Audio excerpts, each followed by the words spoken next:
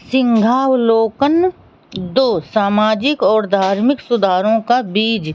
तो hello friends, कैसे हो आप सब लोग। उम्मीद करती हूँ सभी लोग अच्छे होंगे। तो फ्रेंड्स, जब केशव चंद्र सेन ब्रह्म समाज में थे तब वे समाज के प्रचार कार्य के लिए सन 1864 और सन 1868 में बम्बई आए थे। वे अच्छे विद्वान और प्रभावशाली वक्ता थे। उनके धार्मिक विषयों पर व्याख्यान सुनकर बम्बई के उस समय के सुधारवादी हिंदू बेहद खुश हो गए थे। परमहंस सभा के पूर्व कार्यकर्ताओं को तो नया धर्म पंथ स्थापित करने की बड़ी इच्छा पैदा हो गई। अंततः 30 दिसंबर 1866 को दादोबा पांडुरंग के भाई डॉक्टर आत्मा राज पांडुरंग के निवास पर परमहंस सभा के पूर्व सदस्यों ने प्रार्थना समाज की स्थापना की और 31 मार्च 1867 तदनुसार दिन रविवार को प्रार्थना सभा के नाम से पहली सार्वजनिक उपासना हुई। प्रार्थना समाज के कार्यक्रम हिंदू समाज के पढ़े लिखे और सुधारवादी लोगों तक ही सीमित थे। इस कार्यक्रम का विचार हिंदू समाज की अन्य जातियों तक नहीं पहुंचा, क्योंकि उस दृष्टि से प्रार्थना समाज के कार्यकर्ताओं ने कोई विशेष प्रयास नहीं किया। इस समाज का विचार बहुजन समाज तक नहीं पहुंचने के कारण प्रार्थना समाज उच्च वर्णियों तक सिमट कर रह गया। यहाँ इस बात को भी दर्ज करना जरूरी है कि प्रार्थना समाज के लोगों ने अछूत समाज के लिए कुछ काम किया। सन 1870 में ब्रह्मानंद केशव चंद्र सेन यूरोप से लौट आए। उसके बाद उन्होंने भारत में सामाजिक सुधार के बारे में बम्बई में धोबी तालाब के फ्रामजी कासवजी इंस्टीट्यूट में एक व्याख्यान दिया। उसमें उन्होंने यह सुझाव दिया कि हिंदू समाज में जिन जातियों को हीन समझा जाता है उनका उत्थान करने का कार्य प्रार्थना समाज को करना चाहिए। ये सुझाव प्रार्थना समाज के लोगों को पसंद आया और उन्होंने बम्बई में कुछ जगह अछूतों के लिए रात का स्कूल शुरू किया, लेकिन वे स्कूल भी कुछ सालों बाद बंद हो गए। प्रार्थना समाज के एक धनवान सदस्य सेठ दामोदर दास सुखवाड़ ने सन 1891 में भायखला में एक स्कूल अपने खर्चे से शुरू किया, लेकिन वो भी कुछ सालों बाद बंद हो गया। इस समाज के कुछ कार्यकर्ताओं ने सन 1855 में एक और मंडल की स्थापना की और उसके द्वारा अछूतों के लिए कुछ स्कूल खोले गए, लेकिन वे भी कुछ दिनों बाद बंद हो गए। प्रार्थना समाज के कार्यकर्ता और प्रमुख लोग सुधारवादी होने के कारण उन्होंने सामाजिक सुधारों का जोरदार समर्थन किया, लेकिन वे बहुजन समाज का ध्यान अपने समाज की ओर आकर्षित नहीं कर सके। यही बात अछूतों के लिए भी है। तीसरा धार्मिक पंथ आर्य समाज था। उसके संस्थापक दयानंद सरस्वती थे। उनका असली नाम मूल शंकर था। वे जन्म से अवैदिक ब्राह्मण थे। काठियावाड़ के मोरवी शहर में सन 1824 में उनका जन्म हुआ था। उन्होंने अपनी आयु के 11वें साल तक वेदों का अध्ययन किया और 14वें साल तक सारी यजुर्वेद संहिता को कंठस्थ कर लिया था।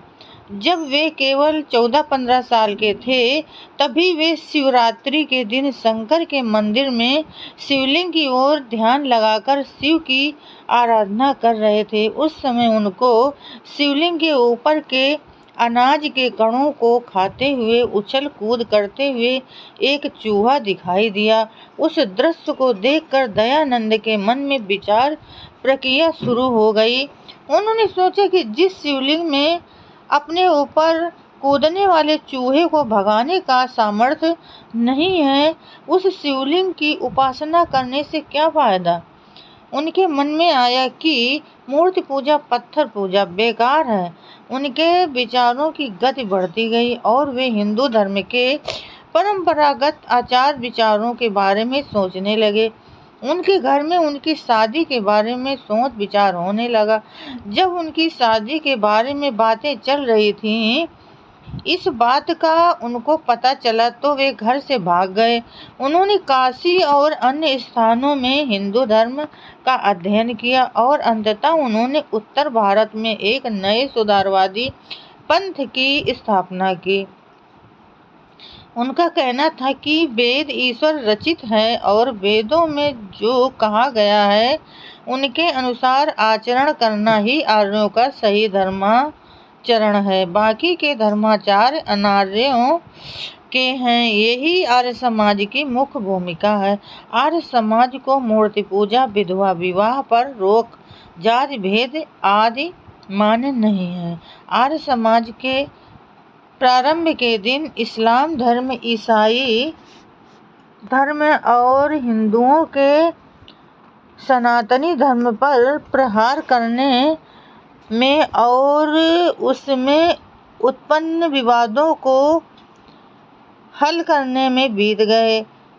इस पंथ का आंदोलन ऊंची जातियों और हीन जातियों में खूब फैला, लेकिन जाति भेद को समाप्त करने की दृष्टि से यह पंथ भी कोई विशेष कार्य नहीं कर सका। जाति उन्मूलन के मामले में आर्य समाज औंधे मुंह गिरा। वेदों के साथ साथ मनुस्मृति आज भी आर्य समाज का आदर्श ग्रंथ है। चौथा पंथ सत्यशोधक समाज का था। इस समाज के संस्थापक ज्योतिबा गोविंदराव फुले थे। उनके परदादा सतारा जिले के खातगुड़ गांव के ईमानदार मुखिया थे। उसका वहां के कुलकर्णी पटवारी से काफी झगड़ा हुआ। उसने उस कुलकर्णी को जान से मार डाला और पूना जिले के पुरंदर तहसील के खानवाड़ी गांव में आकर रहने लगे। उनका लड़का सेठीबा बाद में पूना आया। उनके 3 बच्चे थे। पूना में माली का धंधा शुरू किया। पेशवा के दरबार में फूले के घर से रोज फूलों का पोड़ा जाने वाला। इन तीनों बच्चों में से गोविंदराव के घर में सन 1827 को ज्योतिबा फुले का जन्म हुआ। उनको बचपन से ही पढ़ने लिखने की आदत थी। पड़ोस में रहने वाले एक मुस्लिम मुंशी के कहने पर साहब की मदद से ज्योतिबा अंग्रेजी स्कूल में जाने लगे। बाद में उस समय के पूना के प्रमुख ब्राह्मण लोगों में से सदाशिव गोवंडे, सखाराम, यशवंत परांजपे आदि लोगों से पहचान हो गई। ज्योतिबा को बचपन से ही अपनी जन्मभूमि के प्रति गर्व था।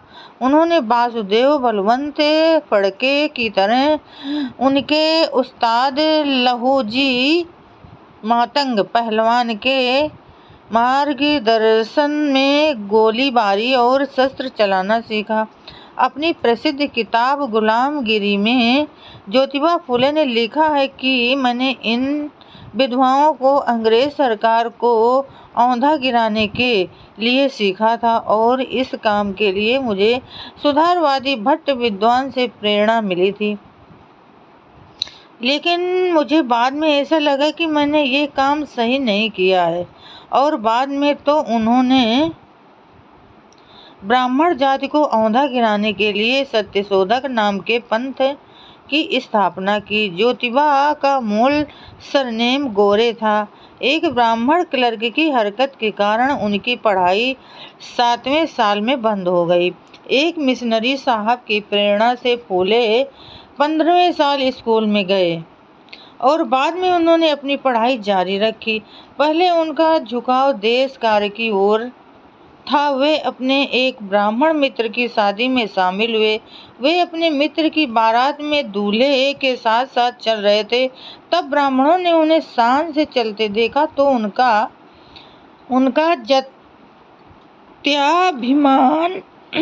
भड़क उठा। उन सभी ने उनको गाली गलौज कर बारात से धक्के देकर भगा दिया। इस कारण और अन्य ऐसी ही कई घटनाओं के कारण ब्राह्मण और गैर ब्राह्मण जातियों की सामाजिक स्थिति के बारे में उनके मन में विचार पैदा होने लगे। जब उनके दिलो दिमाग में ये विचार पक्का हो गया कि गैर ब्राह्मण समाज में चेतना पैदा करना जरूरी है, वे इस दिशा में अपना कार्यक्रम तैयार करने लगे। इसके लिए उनको मिशनरियों से प्रेरणा और प्रोत्साहन मिलने लगा। तो फ्रेंड्स, आज के लिए बस इतना ही। कल फिर मिलेंगे अगले नए वीडियो के साथ। तब तक के लिए फ्रेंड्स, जय भीम, नमो बुद्धाय।